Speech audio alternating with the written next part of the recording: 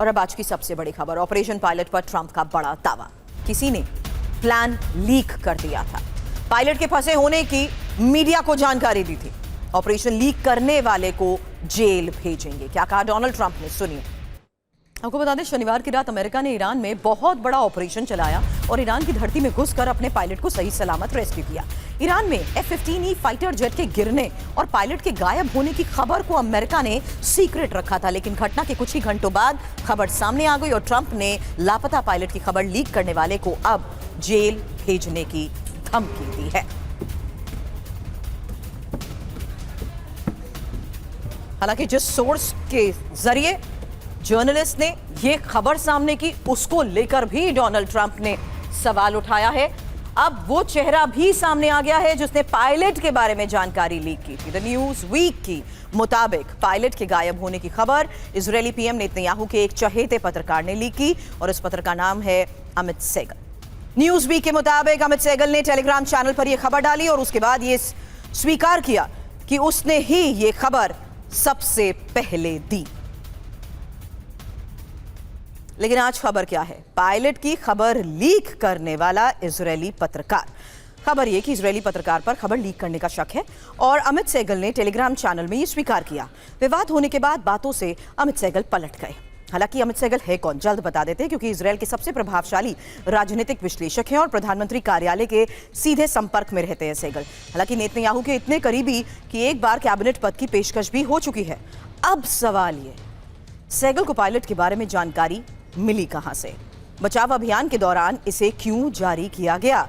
यही इस रिपोर्ट में सवाल उठाए गए हैं। मेरे सहयोगी मनीष शाह इस वक्त हमें ज्वाइन कर चुके हैं।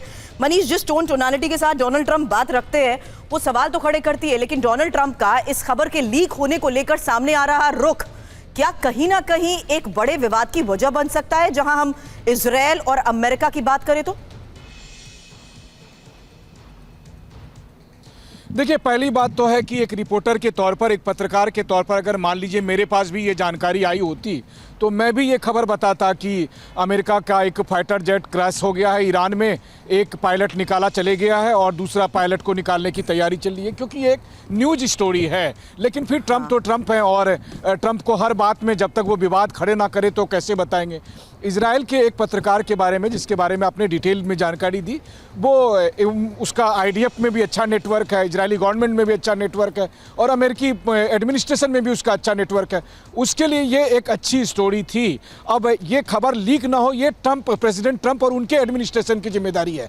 लेकिन एक पत्रकार को खबर मिलेगी तो पत्रकार तो ये खबर बताएगा ही। और ये दुनिया की सबसे बड़ी खबर थी कि IRGC की तरफ से अमेरिका के फाइटर जेट को गिरा दिया गया है, उसके 2 पायलट ईरान में हैं। तो ये इस खबर से डिनाई नहीं किया जा सकता। लेकिन तब ट्रंप ने ऐसा क्यों किया? बेसिकली ऐसा है कि ट्रंप ये अपने समर्थकों को बताना चाह रहे हैं कि मुझे इतना ज़्यादा इसलिए वहाँ पर रिसोर्सेस लगाने पड़े, इतने कमांडो इसलिए भेजने पड़े क्योंकि नहीं तो मैं चुपचाप निकाल लाता। लेकिन ये खबर चूंकि मेन स्ट्रीम मीडिया में लीक हो गई और जैसा कि आजकल आप देखते हैं कि सरकार को जब जिम्मेदारी जब सरकार पर सवाल उठने लगते हैं तो वो मीडिया के ऊपर मत्थे चढ़ना जो है दोष मरना चाहते हैं। सिक्योरिटी फेलियर को कवर अप करने की कोशिश तो नहीं है कि वो ये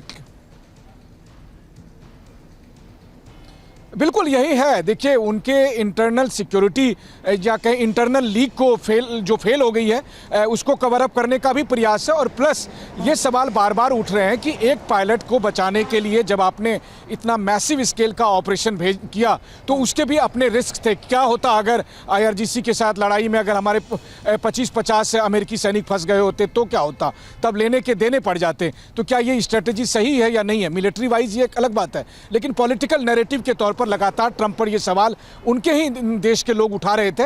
और ऐसे में उन्होंने एक बहुत आसान सा तरीका निकाला कि एक पत्रकार पर ही ये सारा दोष मर दिया, बजाय इसके कि वो इसकी जिम्मेदारी खुद लेते या उनका एडमिनिस्ट्रेशन लेता। तो ये एक सोचा समझा चाल है। जब सरकार फंसती है तो ऐसा करती है और अमेरिका में तो अक्सर ये होता है। बल्कि वो ये धमकी दे रहे हैं कि मैं उनको अरेस्ट कर लूंगा, मैं ये कर लूंगा। करने की तो कोशिश नहीं कर दी, क्योंकि इजरायल तो चाहता है कि बड़े स्तर पर ऑपरेशंस को अंजाम देने की तैयारी जो अमेरिका कर चुका है उसे अब एग्जीक्यूट करना चाहिए।